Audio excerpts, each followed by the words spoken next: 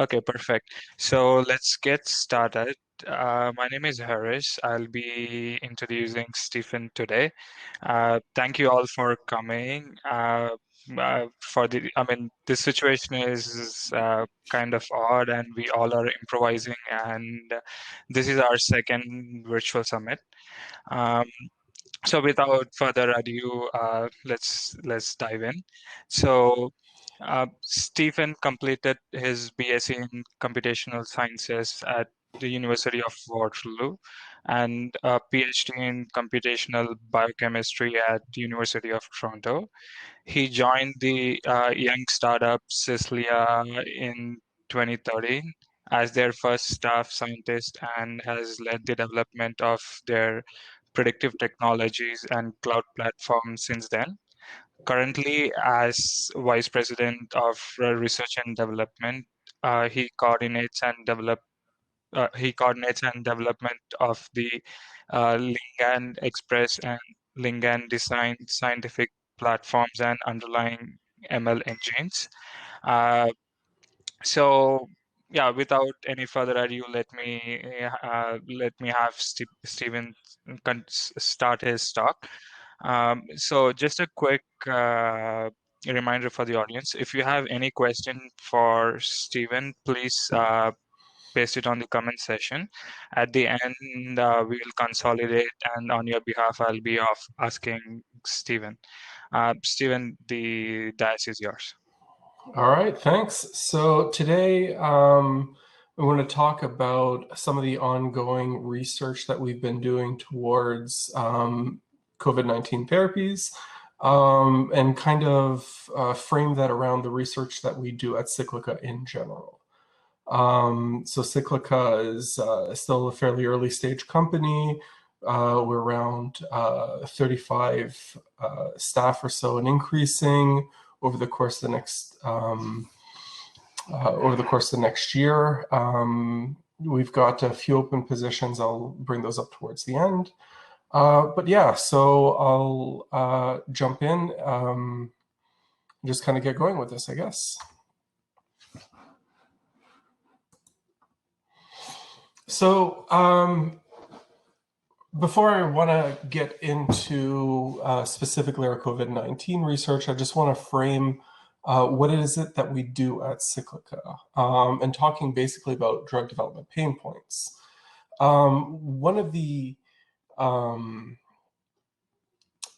as much as we as scientists try to develop drugs that do one thing and do one thing very well, by inhibiting or by knocking out a specific protein target of interest, in reality, once you put that into a cellular environment, it's doing a lot more than just that one intended thing that it's designed to do.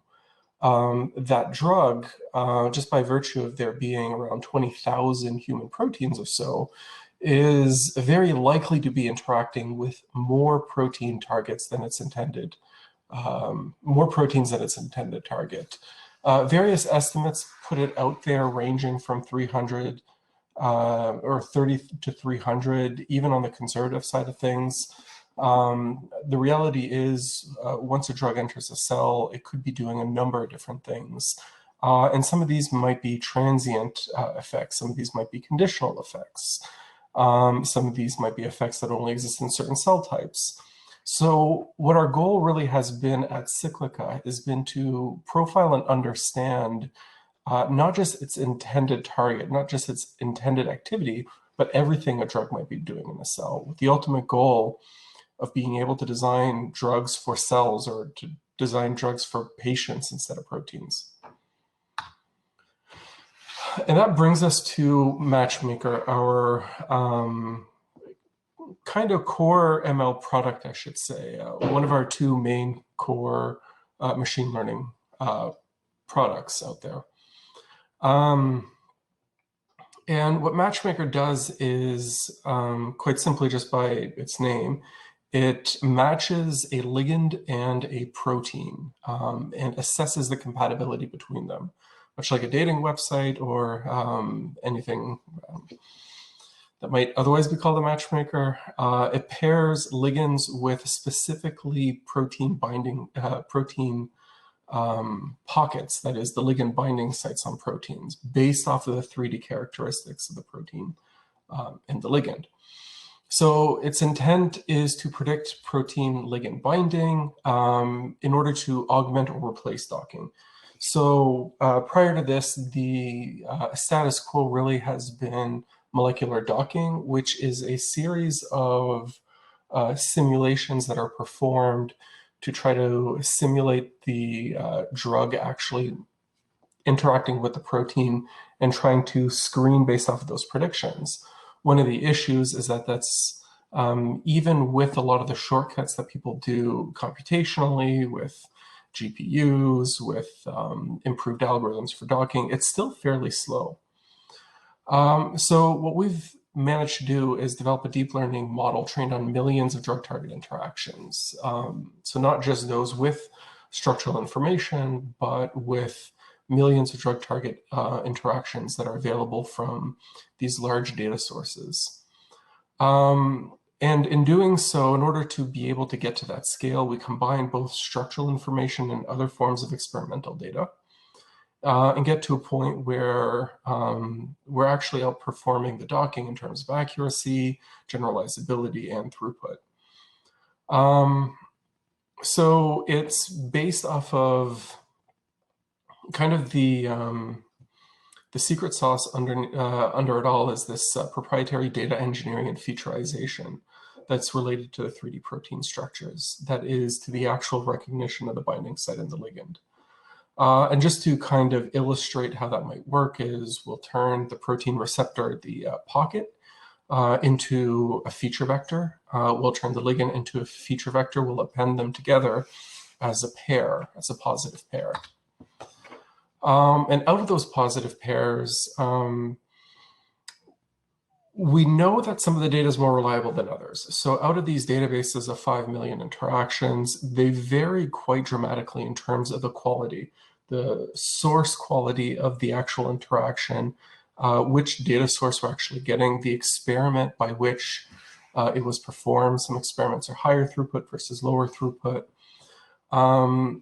There's quality in terms of how well we believe that we're actually modeling this interaction. So we can actually quantify the actual quality of the training data. And what we do is we bin that into, it's stated here as Q, but there are different deciles of data quality. And we create basically a test set, which is a random selection of ligand clusters from the highest quality data sets. And because we don't want to be over-exaggerating or over-reporting our accuracy, not only are we going to remove those drugs from the rest of the training data, but we're also going to remove any drugs that look like those drugs from the rest of the training data. So for all of the other cutoffs of data quality, we're removing that drug and anything that looks like that drug. In the chemistry field, we'll talk about fingerprints and Tanimoto similarity. We cluster all the drugs by chemical similarity and remove anything that looks like our test drugs. The analogy there is you're coming up with a classifier to differentiate between, dog photos and cat photos. But instead of having 100 different dogs and 100 different cats, you have 20 burst photos of 5 each for dogs and 20 burst photos of photos for your cats. And if you're randomly splitting them up into your test sets, you're likely maybe not to get an exact copy of that training data in, but you get something really close. So that's particularly important in chemistry. Then what we do is we simulate our negatives. We kind of randomize those pairings in order to generate negatives. We have a neural network with the primary objectives being to distinguish these positives from these negative decoys. And right there, one of the major challenges that I kind of want to point out here is how do we go about actually training neural networks with this mixed quality data? That's work that I see that Ali is in the chat, meaning that he's here today. It's work that he's doing, and we plan on having a manuscript out on archive over the course of the next month that will tell you about a filter transfer machine, a new approach to be able to train models with variable quality data. So that's very exciting work, and maybe a topic for one of the technical talks to the TMLS in the future, if there are any of the organizers out there right now. Okay, so in terms of validation, we validate in a number of different ways. First and foremost, we start with the computational validation, that is removing those training examples, or sorry, those testing examples, and seeing how well we can actually make those predictions. Getting these kind of nice AUC curves that show things in the range of 0.93-ish. Specific numbers don't matter as much, I guess. And then, but the task that we're really interested in is kind of transforming those pair calls, whether or not this particular ligand protein pair interact or not, into rankings. That is, within our data set, at least the protein side of thing is fairly fixed with humans. We have around 8,700 human proteins, of which we will have multiple pockets per protein. And we want to be able to kind of screen each of those, let's say 20,000 pockets for every new drug going through. So the kind of the second layer of task that we kind of apply here is using this model, screening those 20,000 pockets and seeing if it's able to score its known protein targets higher than the rest of the proteins in the data set. And that's what the curve on the bottom right is showing. It's an accumulation curve. Effectively, if I draw a line from this 50, I can see that in around 45% of cases, we're identifying the target of interest in the top 50 out of 8,700 proteins. And that's really the metric by which we're interested in. We want to be able to take a small molecule drug, either something that's out in the market or something that's experimental or something that hasn't even been synthesized yet. We want to be able to screen it across 9,000 proteins and see which ones it will likely interact with. And that's that metric that we're showing right here. This is a validation note that's available on our website if anybody is interested and wants to see more. All right, now ligand design, this is what we're basically doing with it. We're using this MatchMaker as an objective function, and we're sampling chemical space, either screening fixed libraries or making some changes to molecules in a generative way, and using that MatchMaker model as an objective function to a larger optimization in order to optimize a molecule through chemical space for particular targets of interest. And that's what ligand design is about. And it can be applied in a number of different ways. Either I can have a fixed number of molecules in a library and screen those. We do this thing called semi-generative, where we're only sampling chemical changes that are representative of chemical reactions and navigating something that we would call the enemy real space of synthesizable molecules, or fully generative, in which we're actually modifying the specific atoms, any particular atom on it, and basically present this as a challenge to the organic chemist to synthesize. As for our COVID-19 response, so Cyclica, we started looking into this COVID-19 back in late January. The initial plan was to apply our MatchMaker engine for repurposing safe medicines. So in the same way as I just showed in that last slide, we can screen a fixed library. We built a library, we built a library of approved medicines of drugs that are already out there on the market in order to screen. So the requirements was that collection of safe medicines, a panel of druggable protein targets, and ways to assess what drugs can interact with certain proteins. Number one is basically Drug Bank. It's online repository of known safe drugs. Number three is our MatchMaker, which leaves number two as one of the big questions that we're still asking today. The result of this study was PolypharmDB, a prioritized collection of medicines and their predicted protein interactions. So effectively what this means, and once my little, It's a full all-by-all predictive matrix of about 10,000 drugs with about 8,000 human and viral proteins in this particular case. So just to get a rough idea of how many drugs are actually out there, this is from Drug Bank, the website. It's a Canadian group out of Alberta who prepares this, a very good resource in order to get your semi-curated database of known drugs, listing at about 4,000 approved drugs and a number of other investigational drugs that have gone through clinical trials. They've been tested in humans at some point, and could potentially be used or redirected in a clinical trial moving forward.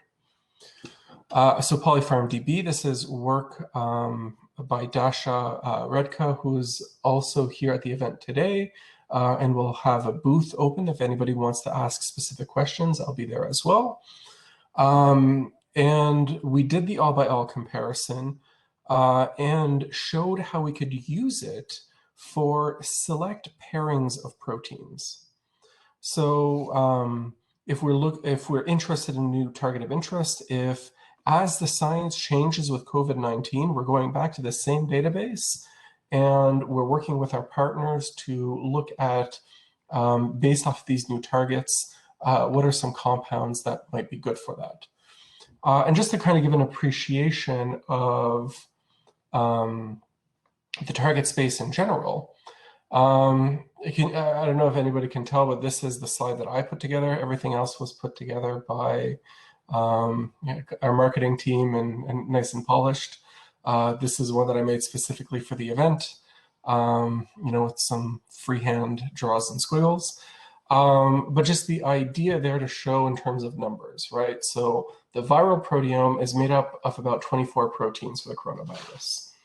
And these are things that would mainly be essential for the virus to be able to infect and replicate. But that's not the only list of targets associated with COVID-19 medicines. In fact, the way viruses work in general is that they hijack human proteins in order to carry out a lot of their functions. 24 proteins isn't enough for any form of life, for metabolism, for reproduction. So what's really happening is a lot of human proteins are critically involved in that process. And various studies right now, the science is coming out and really helping to profile which proteins in humans are essential. So here's a link to a COVID-19 human protein-protein interaction network, where they basically looked at these 24 human proteins, 24 viral proteins, and noted that there's around 332 human proteins that are in direct contact with those viral proteins and that are believed to be related to their activities. Other host protein targets, maybe those that aren't physically interacting with the viral proteins, but are required for, say, building the right materials for the viral proteins. Those, there could be another 20 human targets in there that might be of interest or important. The human proteome has around 20,000 proteins in total, just for reference. And then on top of that, there's also symptom-associated targets. So there's some repurposing agents out there that aren't directly looking to attack the virus itself, but are looking to alleviate some of the symptoms or to mediate the response of humans. And those are a bit disconnected from the virus and the replication of the virus itself. Those are more associated with inflammatory response and so forth. And those are potential therapeutic targets as well. So how have we queried PolypharmDB? In the paper that we kind of presented was a first pass at that. We put a collection of human host targets of actions together. This was work that Dasha I just mentioned had gone through the literature at the time. I would say first week of February. The literature has evolved rapidly since and put together a collection of human host targets that may be very relevant for coronavirus activity. We've also done some other work with the viral targets. We kind of looked and modeled the viral protein targets and added that into the database in addition to the human ones. So even though our model wasn't directly trained or directly designed to work on other species, we did add in some viral proteins into that screening space, including the main protease and the spike protein. And within this particular study, one of the samples that we were doing to show the utility was there was a publication by Hoffman who identified TMPRSS2 and cathepsin B as two related proteins on the human side. So these are human targets. And if just by modulating the activity of one wasn't enough, but when knocking them both down simultaneously, that showed antiviral activity. One of the issues is the two compounds in particular that they were looking to knock down, those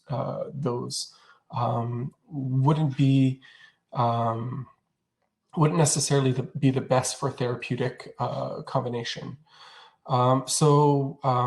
What Dasha and the rest of the team here at Cyclica did was to look for existing drugs that scored highly on both of the targets simultaneously to prioritize some repurposing agents that people wouldn't have otherwise thought of. People wouldn't have otherwise linked these particular compounds with coronavirus outside of this. In general, the testing facilities, most of the tests that involve specifically coronavirus happen in these level 3 facilities. And generally speaking, they do not have the throughput to do they do not have the throughput to screen large libraries of thousands. They're looking at compounds one by one, as opposed to being able to screen large amounts. So it's really important to be able to computationally prioritize them in order to figure out once the more obvious ones, like the known antivirals, have been ruled out.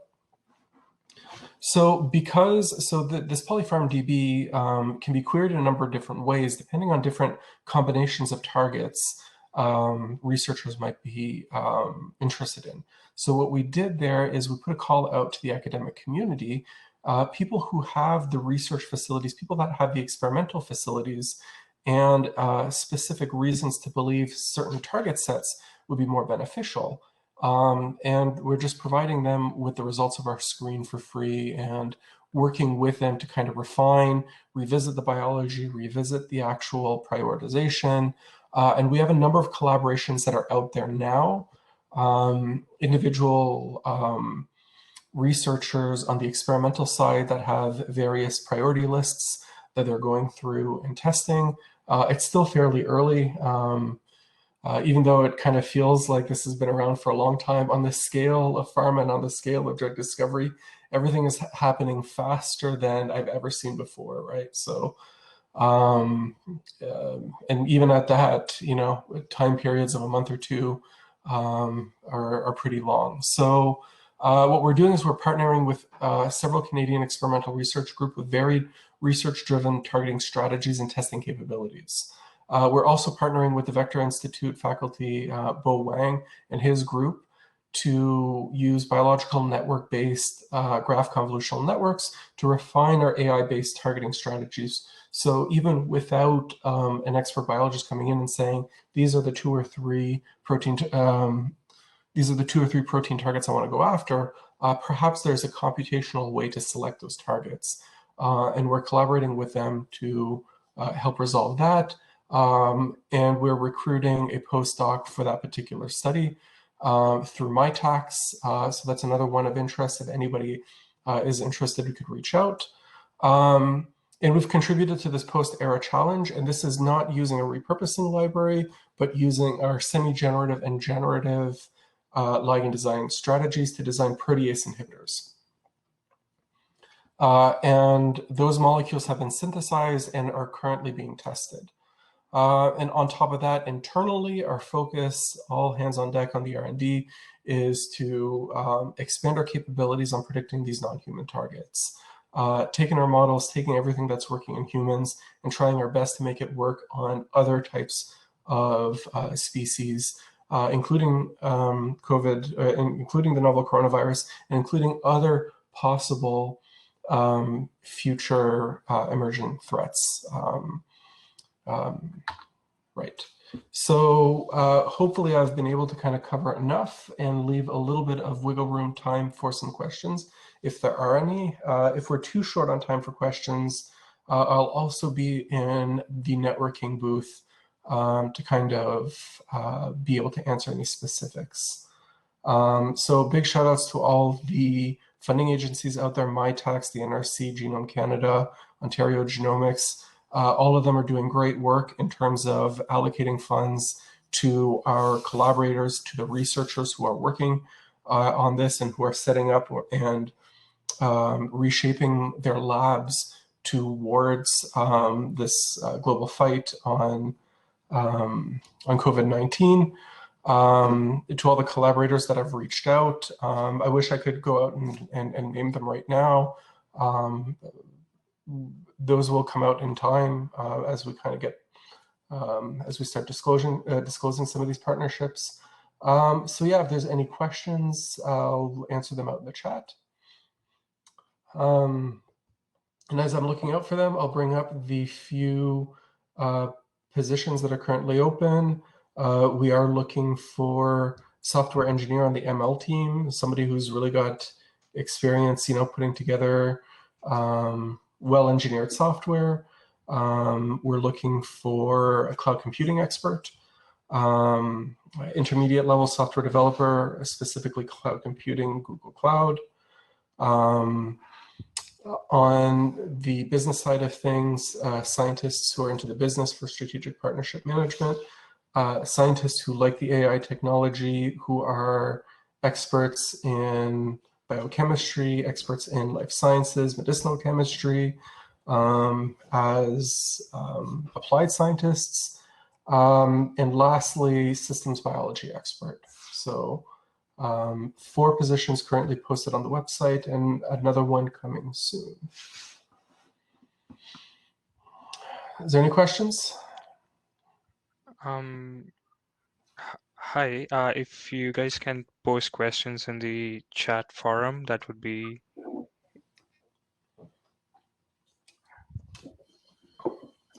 okay.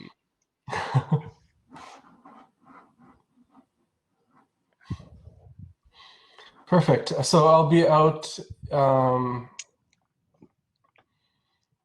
I'll be out in the networking session because I don't want to take time away from the next follow-up sessions, which I believe are starting in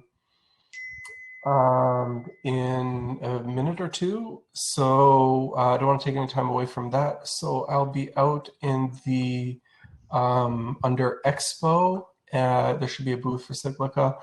Any follow-up questions there, including those related to internship opportunities for responding to Harsh up there in the chat.